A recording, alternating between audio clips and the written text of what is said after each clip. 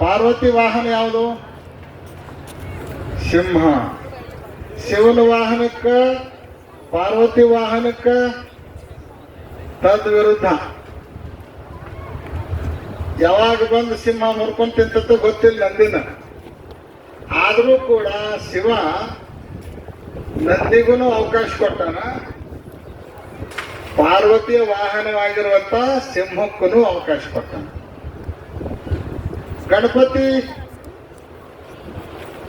ಗಣಪತಿ ವಾಹನ ಯಾವುದು? ಇಲಿ. ಮತ್ ಗಣಪತಿ ಎಲ್ಲಿರ್ತಾನ? ಅವನು ಶಿವನ ಹತ್ರನೇ ಇರ್ತಾನ, ಶಿವನ ತೊಳಿ ಮೇಲೆ ಕುತ್ಕೊಂಡಿರ್ತಾನ. ಶಿವನ ಕೊಳಾಗ ಏನದ? ನೋಡ್ರಿ ಅಲ್ಲಿ ಇಲ್ಲಿ ಇಲಿಗೆ ಹಾಗೆ ಆಗಿ ಬರಂಗಿಲ್ಲ. ಆದ್ರೂ ಕೂಡ ಅವೆರಡನ್ನ ತನ್ನ ಮನೆಯೊಳಗೆ ಜಾಗ ಕೊಟ್ಟಾನ. ತನ್ನ ಮನೆಯೊಳಗೆ ಶಿವ ಜಾಗ ಕೊಟ್ಟಾನ. ಆಮೇಲೆ ಶಿವನಿಗೆ ಇನ್ನೊಬ್ಬ ಮಗ ಅದ, ಯಾರು? ಷಣ್ಮುಖ. ಅವನ ವಾಹನ ಯಾವುದು? ನವಿಲು. ನವಿಲಿಗೆ ಹಾವಿಗೆ ಆಗಿ ಬರಂಗಿಲ್ಲ. ಇಲ್ಲಿನ ಹಾವು ತಿಂತದ, ಹಾವನ್ನ ನವಿಲು ಕೊಲ್ತದ, ಆಗಿ ಬರಂಗಿಲ್ಲ. ಹಿಂಗ ಪರಸ್ಪರ ಪರಿಪೂರ್ಣ ವಿರೋಧ ಸ್ವಭಾವವನ್ನು ಹೊಂದಿರುವಂತಹ ಎಲ್ಲಾ ಪ್ರಾಣಿಗಳಿಗೆ ಕೈಲಾಸದೊಳಗೆ ಶಿವ ಜಾಗ ಕೊಟ್ಟಿದ್ದಾನೆ.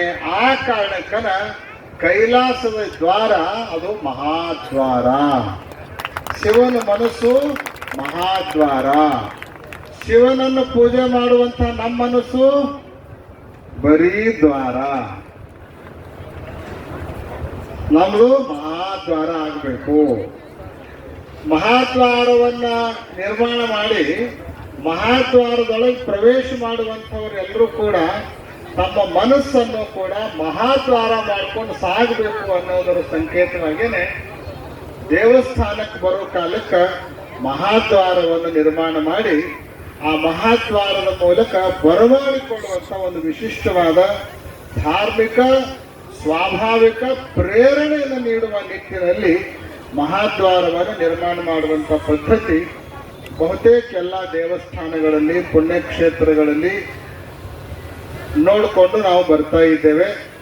ಆ ಹಿನ್ನೆಲೆಯಲ್ಲಿ ಇವತ್ತು ಕಂಕಣವಾಡಿಯ ಗುಹೇಶ್ವರ ಪವಿತ್ರ ಕ್ಷೇತ್ರಕ್ಕೂ ಕೂಡ ನಮ್ಮ ಈಶ್ವರ್ ಹೊಸೂರು ದಂಪತಿಗಳವರು ಉದಾರವಾಗಿರುವಂತಹ ದೇಣಿಗೆಯನ್ನು ಕೊಟ್ಟು ಒಂದಲ್ಲ ಎರಡಲ್ಲ 25 ಲಕ್ಷ ರೂಪಾಯಿಗಳನ್ನು ಈ ಮಹಾದ್ವಾರಕ್ಕೆ ನಿರ್ಮಾಣ ಮಾಡೋದಕ್ಕೆ ನೀಡಿ ಬಹಳ ದೊಡ್ಡ ದಾನವನ್ನು ಮಾಡಿದವರಾಗಿದ್ದಾರೆ. ನಿಜವಾಗಲೂ ಈ ಪ್ರಪಂಚದೊಳಗೆ ಎಲ್ಲಕ್ಕಿಂತಲೂ ದೊಡ್ಡ ವ್ಯಕ್ತಿತ್ವ ಯಾರ್ದು ಅಂತ ಕೇಳಿದ್ರೆ ದಾನಿನೇ ಬಹಳ ಶ್ರೇಷ್ಠ ಅಂತ ಬರ್ಕೊಂಡು ಬಂದಾರ. ದಾನಿನೇ ಬಹಳ ಶ್ರೇಷ್ಠ. ಶತೇಷು ಜಾಯತೆ ಶೂರಃ ಸಹಸ್ರೇಷು ಚ ಪಂಡಿತಃ ವಕ್ತಾ ದಶ ಸಹಸ್ರೇಷು ದಾತಾ ಭವತಿವ ನವ ಅಂತ ಹೇಳಿದ್ದಾರೆ. 100 ಜನರೊಳಗೆ ಒಬ್ಬ ವೀರ ಇರ್ತಾನಂತ. 100 ಜನ ಯುದ್ಧ ಮಾಡ್ಲಿಕ್ಕೆ ಹೊಂಟ್ರ ಖರೆ ಯೋಧ ಶೂರ ವೀರ ಒಬ್ಬನೇ ಸಿಗ್ತಾನಂತ ಅದ್ರೊಳಗೆ. ಇನ್ನು ಓದಬೇಕು ಪಂಡಿತರಾಗಬೇಕು ಅಂತ ಕಲೀಲಿಕ್ಕೆ ಹೋದಾಗ 1000 ಜನರೊಳಗೆ ಒಬ್ಬ ಪಂಡಿತ ಆಗ್ತಾನೆ. ಸಹಸ್ರೇಷು ಚ ಪಂಡಿತ. ಇನ್ನು ಕಲಿತು ಬಂದವರು ಭಾಷಣ ಮಾಡ್ಬೇಕಂತಾರಲ್ಲ, ನಾವೆಲ್ಲರನ್ನ ಮೆಚ್ಚುವಂಗ ಎಲ್ಲರಿಗೂ ಖುಷಿ ಪಡುವಂಗ ವಿದ್ವತ್ಪೂರ್ಣವಾಗಿ ಭಾಷಣ ಮಾಡಬೇಕು ಅಂತ ಯಾರ್ಯಾರು ಪ್ರಯತ್ನ ಮಾಡ್ತಾರಲ್ಲ, ಹಂಗ ಪ್ರಯತ್ನ ಮಾಡುವ 10,000 ಜನರೊಳಗೆ ಒಬ್ಬ ಶ್ರೇಷ್ಠವಾದ ವಕ್ತ ಆಗ್ತಾನೆ, ಶ್ರೇಷ್ಠ ಭಾಷಣಕಾರ ಆಗ್ತಾನಂತ. ಮುಂದುವರೆದ ಒಂದು ಮಾತು ಹೇಳ್ತಾರ ಅವರು, ದಾತ ಭವತಿವ ನವ. ಆದ್ರೆ ನಿಜವಾದ ದಾನಿ, ಶ್ರೇಷ್ಠವಾಗಿರುವಂತಹ ದಾನಿ ಅವ ಈ ಭೂಮಿ ಮೇಲೆ ಅದಾನೋ ಇಲ್ಲೋ ಹೇಳಕ ಬರಂಗಿಲ್ಲ ಅನ್ನುವಂಥ ಮಾತನ್ನು ಹೇಳಿ ದಾನಿಯ ಶ್ರೇಷ್ಠತೆಯನ್ನ ಸುಂದರವಾಗಿ ವರ್ಣನೆ ಮಾಡಿದ್ದಾರೆ. ಇವತ್ತು ಈ ಭಾಗದಲ್ಲಿ ನೀವೆಲ್ಲ ಬಹಳ ಪುಣ್ಯಶಾಲಿಗಳು, ಭಾಗ್ಯವಂತರು. ಯಾಕೆ ಅಂತ ಕೇಳಿದ್ರೆ ನಮ್ಮ ಈಶ್ವರ ಹೊಸೂರವರಂತಹ, ಜಗದೀಶ್ ಗುಡುಗುಂಟಿ ಅವರಂತಹ ಮಹಾದಾನಿಗಳನ್ನು ನಮ್ಮ ಭಾಗದೊಳಗೆ ನಾವೆಲ್ಲ ಪಡ್ಕೊಂಡಿದ್ದೀವಿ ಅಂದರೆ ಈ ಭಾಗದ ಜನ ಎಲ್ಲ ಪುಣ್ಯವಂತರು, ಭಾಗ್ಯವಂತರು ಅನ್ನುವಂಥ ಮಾತುಗಳನ್ನ ಈ ವೇದಿಕೆಯ ಮೂಲಕ ವ್ಯಕ್ತ ಮಾಡ್ತಾ, ಯೋಗ ಎಂಥದ್ದು ಅಂದ್ರೆ ಇಬ್ರು ಮಹಾದಾನಿಗಳಿಗೆ ಶ್ರೀಶೈಲ ಬಹಳ ನಿಕಟವಾಗಿರುವಂತ ಸಂಬಂಧ. ನಮ್ಮ ಜಗದೀಶ್ ಗುಡುಗುಂಟಿ ಅವರ ಗುರುಪೀಠ ಯಾವುದು ಅಂದ್ರೆ ಶ್ರೀಶೈಲ ಪೀಠನೇ ಅವರ ಗುರುಪೀಠ. ನಮ್ಮ ಗಿರೀಶ್ ಹೊಸೂರ್ ಅವರ ಮನೆದೇವರು ಯಾವುದು ಅಂದ್ರೆ ಶ್ರೀಶೈಲ ಮಲ್ಲಿಕಾರ್ಜುನ, ಶ್ರೀಶೈಲ ಅವ್ರ ಮನೆದೇವರು. ಹಿಂಗ ಒಂದು ಪೀಠದ ಮೂಲಕ ಒಬ್ಬರು ಸಂಬಂಧ ಆದ್ರೆ ಮನೆದೇವರ ಮೂಲಕ ಇನ್ನೊಬ್ಬರು ಸಂಬಂಧ. ಆ ಒಂದು ಬಲ ಇಟ್ಟುಕೊಂಡೇನೆ ಜಗದ್ಗುರುಗಳವರು ಕೂಡ ಶ್ರೀಶೈಲದಲ್ಲಿ ಬಹಳ ದೊಡ್ಡ ಒಂದು ಅಭಿವೃದ್ಧಿಯ ಯೋಜನೆಯನ್ನ ಕೈಗೆತ್ತಿಕೊಂಡಿದ್ದಾರೆ. ಈ ಭಾಗದಿಂದ ಹೋಗುವಂತಹ ಏನು ಕಂಬಿಗಳಿದಾವಲ್ಲ, ಸಾವಿರಾರು ಕಂಬಿಗಳು ಹೋಗ್ತಾವ. ಅದರೊಳಗೆ ಎಲ್ಲೆಲ್ಲೋ ಇಟ್ಕೊಂಡು ಪೂಜೆ ಮಾಡ್ಕೊಂಡು ಬರ್ತಿರ್ತಾರ. ಅವ್ರಿಗೊಂದು ಗೌರವ ಸಿಗಬೇಕು, ಆ ಕಂಬಿಗೆ ಪೂಜೆ ಮಾಡ್ಲಿಕ್ಕೆ ಯೋಗ್ಯವಾದ ಜಾಗ ಆಗ್ಬೇಕು ಅನ್ನೋ ಉದ್ದೇಶವನ್ನು ಇಟ್ಕೊಂಡು 500 ಕಂಬಿಗಳು ಒಂದ ಕಡೆ ಕೂಡ್ಲಿಕ್ಕೆ ಅವಕಾಶ ಇರುವಂತಹ ಬೃಹತ್ ಕಂಬಿ ಮಂಟಪಗಳನ್ನು ನಾವು ನಿರ್ಮಾಣ ಮಾಡಕತ್ತೀವಿ. ಬಂದು ಹೋಗುವಂತಹ ಜನರಿಗೆ ಉಳ್ಕೊಳ್ಳಾಕಲು ಬಹಳ ಸಂದರ್ಭದಲ್ಲಿ ಅಸ್ತವ್ಯಸ್ತ ಆಗ್ತಿರ್ತದೆ. ಮೂಲಭೂತ ಸೌಲಭ್ಯಗಳ ಕೊರತೆ ಇದೆ. ಅದಕ್ಕೆ ಸುಮಾರು 360 ರೂಮುಗಳನ್ನು ಹೊಂದಿರುವಂತಹ ಒಂದು ಬೃಹತ್ ಯಾತ್ರಾ ನಿವಾಸವನ್ನು ಕಟ್ಟುವಂತಹ ಯೋಜನೆಯನ್ನ ಈಗಾಗಲೇ ಕೈಗೆತ್ತಿಕೊಂಡು ಕಾರ್ಯವನ್ನು ಪ್ರಾರಂಭ ಮಾಡಿದ್ದೇವೆ. ನಮ್ಮ ಜಗದೀಶ್ ಗುಡುಗುಂಟಿ ಸಾಹೇಬರಿಗೆ ಎಲ್ಲವೂ ಗೊತ್ತು.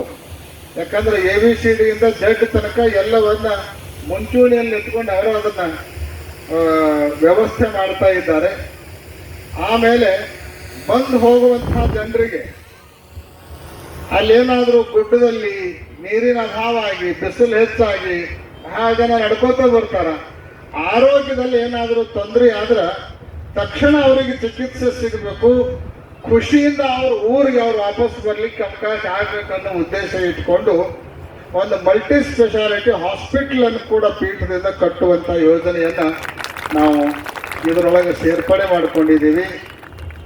ಶ್ರೀಶೈಲ ಕೇವಲ ಧಾರ್ಮಿಕ ಕ್ಷೇತ್ರ ಆಗಿ ಮಾತ್ರ ಇರಲಾರ್ದೇನೆ ಮೊದಲಿನಿಂದಲೂ ಒಂದು ವಿದ್ಯಾ ಕೇಂದ್ರನೂ ಕೂಡ ಆಗಿ ಅದು ಗತ ವೈಭವವನ್ನ ಇಟ್ಕೊಂಡು ಬಂದಿರುವಂತ ಕ್ಷೇತ್ರ.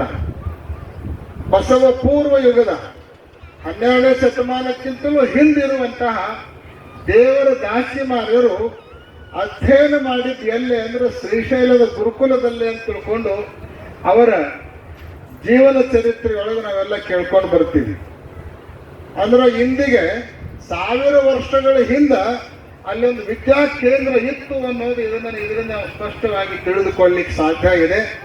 ಆ ವಿದ್ಯಾ ಕೇಂದ್ರದ ವಿದ್ಯಾಕ್ಷೇತ್ರದ ಗತವೈಭವವನ್ನು ಮತ್ತೆ ಮರುಸ್ಥಾಪನೆ ಮಾಡಬೇಕನ್ನೋ ಉದ್ದೇಶ ಇಟ್ಕೊಂಡು ಅಲ್ಲೊಂದು ರೆಸಿಡೆನ್ಸಿಯಲ್ ವಸತಿ ಶಾಲೆಯನ್ನು ಕೂಡ ಪ್ರಾರಂಭ ಮಾಡುವಂತಹ ಯೋಜನೆಯನ್ನು ನಾವು ಹಾಕೊಂಡಿದ್ದೀವಿ. ಇದೆಲ್ಲವೂ ಸೇರಿಕೊಂಡು ಸುಮಾರು ಒಂದು 200 ಕೋಟಿ ರೂಪಾಯಿಗಳ ಒಂದು ಬೃಹತ್ ಯೋಜನೆ ಈಗ ಪ್ರಾರಂಭಗೊಂಡಿದೆ. ಯೋಗ ಇವತ್ತು ಈ ಮಹಾದ್ವಾರವನ್ನು ನಿರ್ಮಾಣ ಮಾಡಿರುವಂತಹ ನಮ್ಮ ಈಶ್ವರ್ ಹೊಸೂರ್ ದಂಪತಿಗಳವರಿಗೆ ಈ ಅಭಿವೃದ್ಧಿ ಕಾರ್ಯಗಳ ಬಗ್ಗೆ ಗಮನಕ್ಕೆ ತೆಗೆದುಕೊಂಡು ಬಂದಾಗ ಜಗದ್ಗುರುಗಳು ನನಗೆ ಯಾವ ರೂಮ್ ಮಾಡಕ್ ಹೇಳ್ತಾರೋ ಅಂಥದ್ದೊಂದು ರೂಮ್ ಅನ್ನು ನಮ್ಮ ಪರಿವಾರ ವತಿಯಿಂದ ನಾವು ಶ್ರೀಶೈಲದಲ್ಲಿ ಮಾಡ್ತೀವಿ ಅನ್ನುವಂತಹ ವಾಗ್ದಾನವನ್ನ ಘೋಷಣೆಯನ್ನು ಕೂಡ ಅವರು ಬಹಳ ಉದಾರವಾಗಿರುವಂತ ಮನಸ್ಸಿನಿಂದ ಮಾಡಿದವರಾಗಿದ್ದಾರೆ. ಬಹಳ ಜನ ಬಹಳ ಗಳಿಸಿದವರು ಬಹಳ ದೊಡ್ಡವರಲ್ಲ. ಆದ್ರ ಗಳಿಸಿರುವಂತ ಸಂಪತ್ತನ್ನ ಒಳ್ಳೆಯ ಕಾರ್ಯಕ್ಕೂ ವಿನಿಯೋಗ ಮಾಡುವಂಥವನ್ನೇ ನಿಜವಾಗಲೂ ದೊಡ್ಡ ವ್ಯಕ್ತಿ ಅಂತ ಕರೆಸ್ಕೊಳ್ತಾನೆ. ಅಂಥ ಮನಸ್ಸನ್ನ ನಮ್ಮ ಈಶ್ವರ ಹೊಸೂರ್ ದಂಪತಿಗಳವರು ಹೊಂದಿದ ಪರಿಣಾಮವಾಗಿನೇ ಇವತ್ತಿಲ್ಲಿ ಮಹಾದ್ವಾರ ನಿರ್ಮಾಣಗೊಳ್ಳಲಿಕ್ಕೆ ಕಾರಣ ಆಗಿದೆ.